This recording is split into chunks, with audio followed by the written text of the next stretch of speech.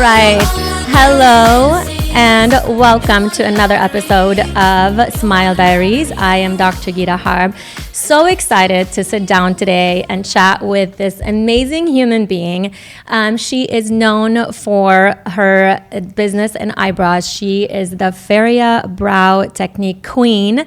She's been on Forbes magazine, on Vogue, in Bazzar, Harper Bazaar, you name it, she's been on it. And she came all the way down from Los Angeles today to sit with me. Welcome, Julia Faria. Thank you. Hi, I'm Julia. so happy and excited to be here. How are you today? I'm great. I'm so happy to have you here. It's been a couple months, right, since we've talked. So I'm trying. good. And how is traffic today from LA? Bad. Always bad. Is there ever a day when traffic is not bad in LA? You know, in the weekends, I feel like it's better. Coming this way. Yeah. The Maybe weekends like it's Sunday better. at 2 a.m. in the morning. That's about it. So, Julia, I'm so excited to have you here today because I read a little bit about your story, and then we talked over the phone as well, and you told me a little bit about how you ended up here. You're originally from Brazil. Yes. And you grew up there, and then you ended up in Los Angeles, and you became really successful. And I'm very intrigued by your story. So please tell us a little bit about, where you grew up, what was your childhood like, and where did you grow up? So I grew up in this small city in Brazil called Itaperuna. It's like 4 hours from Rio. Okay. And my childhood was one of the best ones. I grew up like going to the farm every weekend with my cousins, swim in the river, ride like horses, a little bit different than what the kids had today. And yeah, I miss that times and was just the best one. Okay, how fun. And what made you come to the United States? What happened that you ended up coming here? So I grew up in this small city until when I was 15 years old, my parents moved here to work. And me and my sister, we never really want to move here. We had our life over there, friends, so we were coming every single end of the year to spend, few times with my parents. So you've been here before? Yes. Okay. I was coming normally every Sunday. Here and there. Okay. And when I had 17, I went to the university very early, and I didn't know what to do. I always loved fashion, and I knew I wanted to do fashion, but it was a very small city, so we didn't have fashion over there. Right. And my second option was law school. Nothing to do with me. You're like, no. No. I will not become a lawyer. No. It's 5 years, and I did 2.5, actually long. Okay. And my mom was seeing me very unhappy all the time, and she's like, Julia, I think you should follow your dreams. So you did go to law school? Yes, for 2.5 years. Oh, okay. Yeah. And then that's when you found out it just was not for you? Yes. Okay. So I knew since the beginning, but my city was a very small city, so they didn't have fashion over there. Okay. To do fashion, I had to move to a big city. Yeah. And so I decided to follow my dreams and move, and I moved to São Paulo. Okay. It's a very big city in Brazil. It's like New York. And I was accepted in one of the best fashion schools over there from Milano. Amazing. And so that's why I moved there and how I start all this. Fashion and everything. So tell us about your fashion career back in Brazil. What was that like? What did you... I always was very creative since a child. And I knew I wanted to do fashion. When I moved over there, I started Instagram 10 years ago in Brazil. And I started shopping. In Brazil, we don't have middle class. We are very rich or very poor. It's like no middle. And I was seeing that people, they didn't have the opportunity to buy expensive clothes sometimes. And I want to show them how they can use their own cheap clothes to make look like something expensive. And this is how I start show people and teach them how they can transform the clothes that they have. So were you doing that on Instagram, or did you have clients and you were styling I also them? had clients, Okay. So I started on Instagram, and then people start asking me, can you come here? And we have this big party in Brazil called Carnival. Oh, yeah. So I was doing a lot of clothes for people on Carnival. Yeah. So this is how I was doing with the fashion. That's so awesome. That's so cool. I love fashion too, and I love making things, and So tell us a little bit what happened after that, guys. So after that, I was there for 7 years. I finished my university. I started work with fashion. Everything I dreamed for my life was happening. When I on 2013, I realized that I was pregnant, and I was not expecting that. Okay. So I was not with my son's daddy back there, and I was completely alone. So my parents were here. I was there by myself. I was in the best time of my career. Everything that I dreamed was happening, and when I realized that I was pregnant, it was a shock for me. I didn't know what to do. I was by myself. All I knew is that I had to keep this child, and I was going to do alone. Wow. So And how old were you when I that was happened? 28. Okay. So this is when I decide I have to have my parents close to me, so I have to move. I literally left everything in Brazil, all my dreams, and I came here. I thought my life was done. But what I didn't know is that I had everything that I need, my You faith. started. Oh, that's so cute. So tell us a little bit about your journey coming here. What was that like? So when I So just- did you just pick up and leave, or? I literally closed my apartment. Yeah. My sister went there and gave my things to people, and I moved here. Wow. So when I came here, in the first month, when I came, my parents were together 35 years. When I moved here, my parents divorced the week when I came. Wow. So I came to help, like their support, and Yeah. I was actually having to help my mom also. Right. So it was a very hard time, and I had to work. And I didn't know what I was going to do because I could not speak any English back there, anything, just hi and bye. I didn't have documents. I was pregnant, so who was going to give me work? So how far along in your pregnancy were you when you moved here? when I moved here, I was almost 4 months. Okay. Okay. And it took like a long time for me to realize, so I didn't know until three months and a half that I was pregnant. Wow, that's incredible. Okay, so you came here. You were 4 I months came here. pregnant. Your parents are divorcing at this point. So I can only imagine the stress week that when you I were. came. So tell us And what I happened. had to work. So I started working in a hotel. I was cleaning the hotel. I was taking the trash out. I was cleaning the floor for almost 6 months. And it was one of the hardest times for me because I left everything in Brazil. I left all my dreams. And when I came here, I thought my life was done. I was like, what are we going to do here? And it was a very, very hard time for me. I remember that I have a room, this hotel that I was cleaning. And this room, they have like a big, big window over there. I was always going there. So when I go there today, because we have house over there now, when I go there for vacation in Yosemite, I was sitting over there and I was just looking up and I said, God, what are we going to do now? What are we going to do in my life? And I could not see a light. I could not see. Wow. But even not having the control of my life back there, I knew God, He was still in the control. And this is what made me have like my faith that I was doing the right thing, staying with my son. And, I knew God, He had a future for me. So were you always strong in your faith growing up, or it did through all the struggles that you went through, this is where you saw help? No, I grew up in a Christian family, and I always knew who was God. But my first experience with Him as my daddy was when I was pregnant. Wow, that's incredible. So you prayed for God to give you guidance, and I prayed every single day. My life for a year was just cry and pray.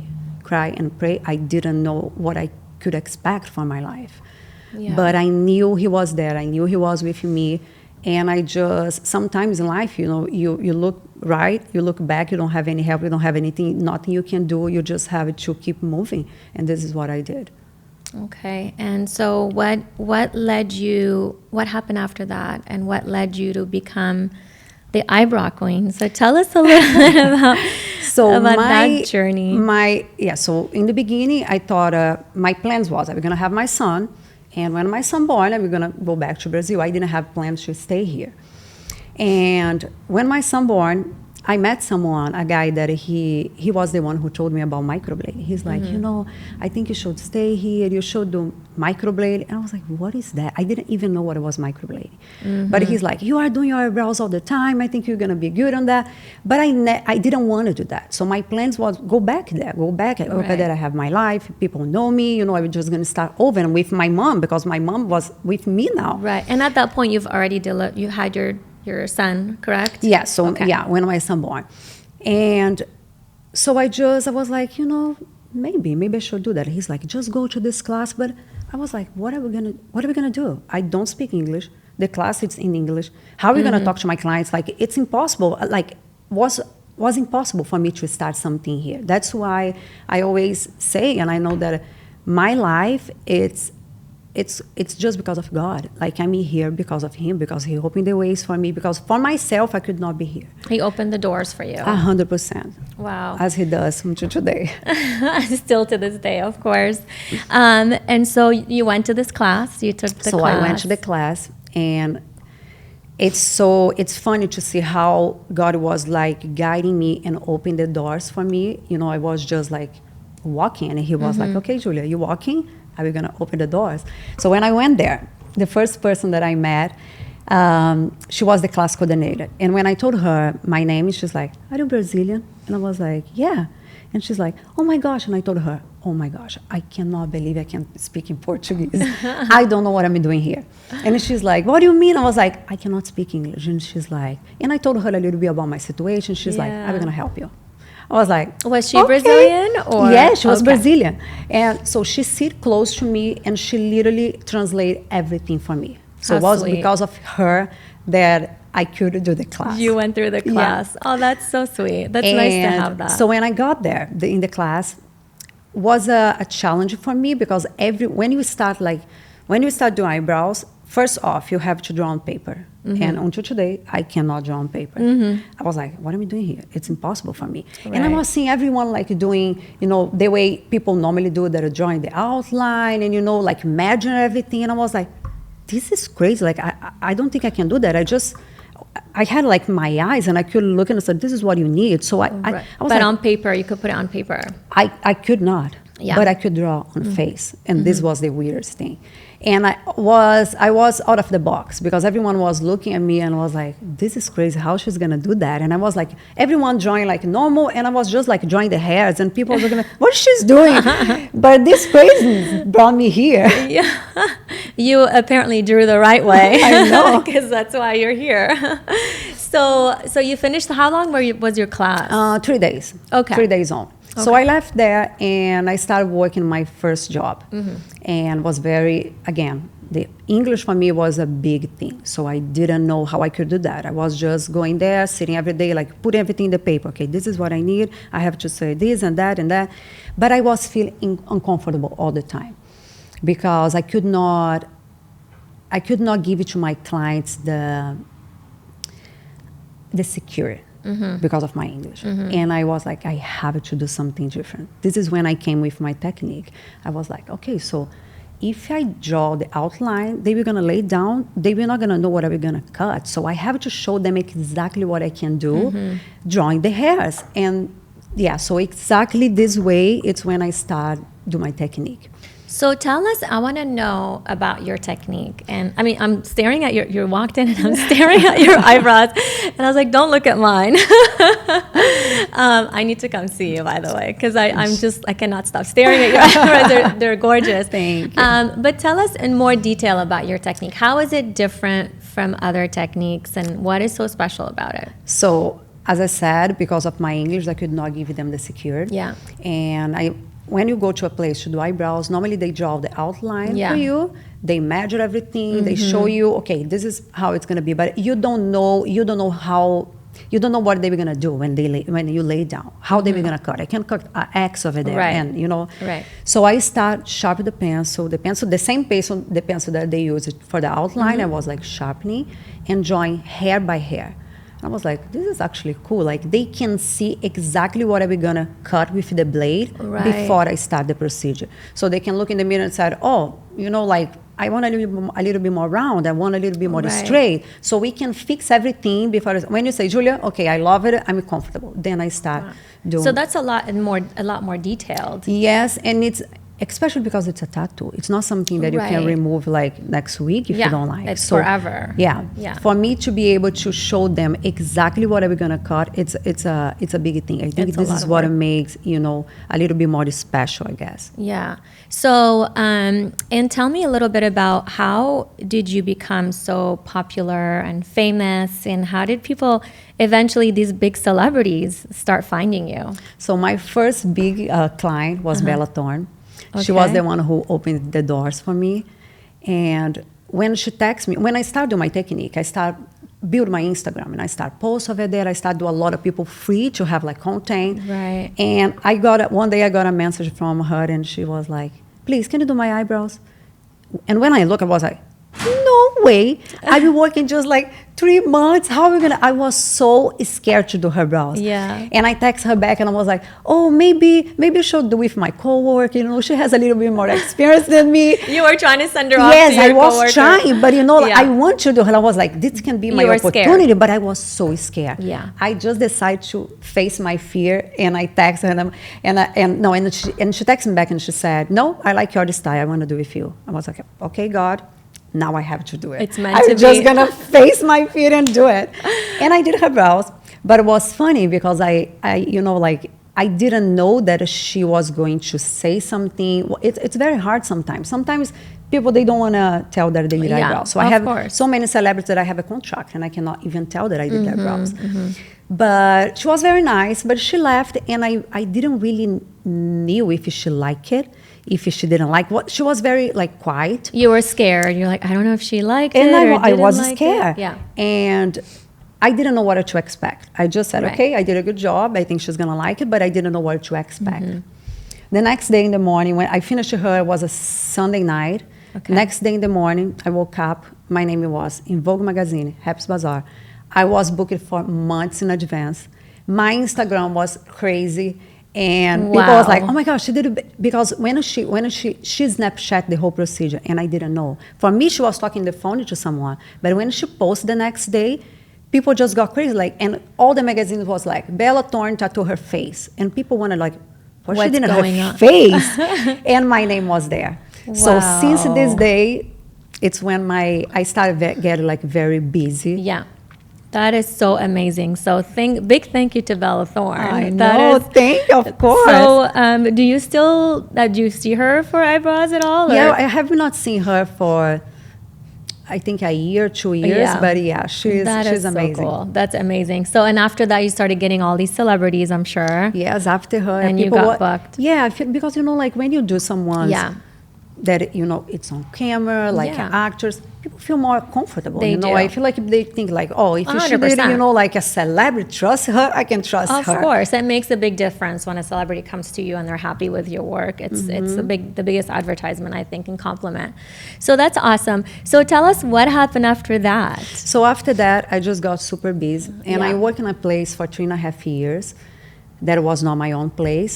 And when I started getting very busy, I just decided that I had to go on my own, especially because I was doing different than everyone. Right. And this place that I was working was me and 3 more girls. And it was always a problem because I was booked for so far in So advance. far. And the girls was like not having a lot of clients. And people want because they like my technique. Right. And it was a little bit hard because, it was not my place, my own place. And I could not, was not my rules. I had to follow their rules. Yeah. And this is when I decide, when I feel that things start getting a little bit difficult over there because of that, I decide to go on my own. And you opened up your own. I opened your own salon my or own. spa. Yeah. And where is your salon now in Los Angeles? In Beverly Hills. In Beverly Hills. I love that. So what is it like right now? What is I know you're opening another place. I have 2 offices now. You have 2 offices. And what is that like? What's your schedule like nowadays? Are you working 5 days a week? Are you busy? Do you have people doing this for you? What's it like? So in the beginning, I had an assistant full-time with me. But after a few years, I just realized that I need to have, I like the way, I like to talk to my clients and answer them. And like, I like to do that.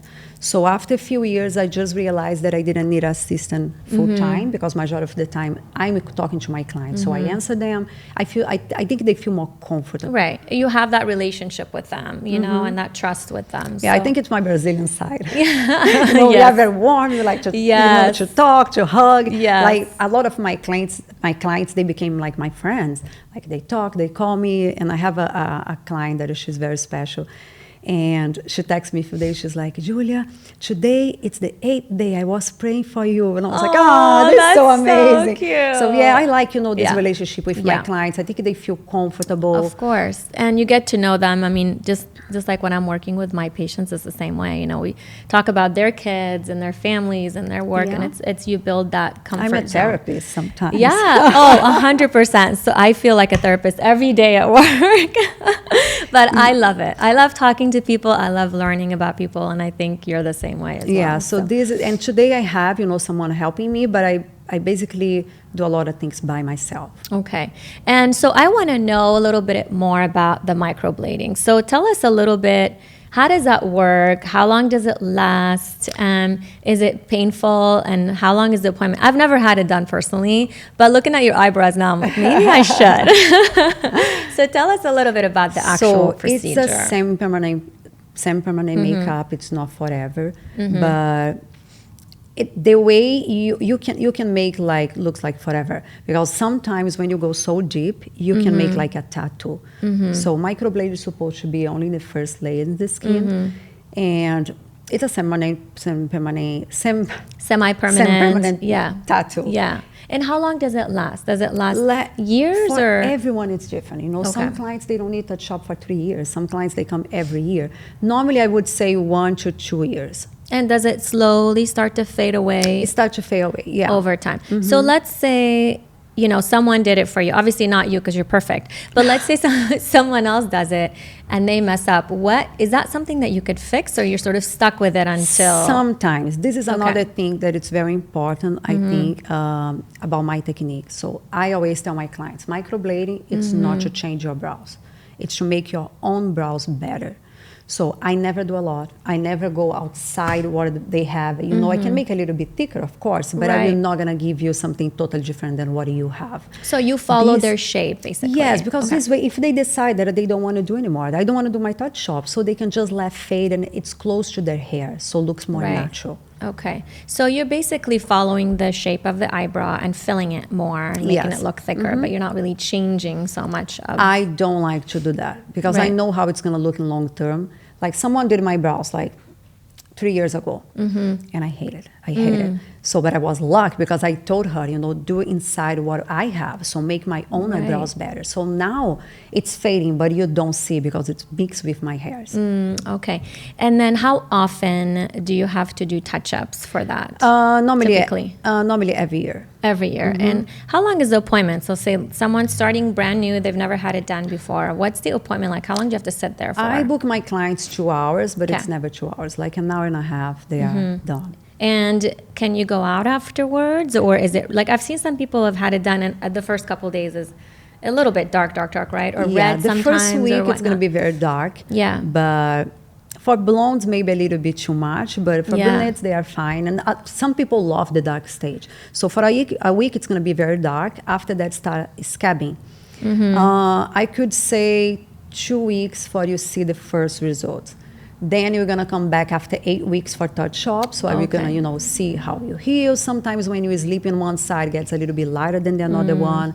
So this is the way the 8 weeks touch up. It's when we start fixing. Right, and obviously it comes in so many different shades, right, to match your.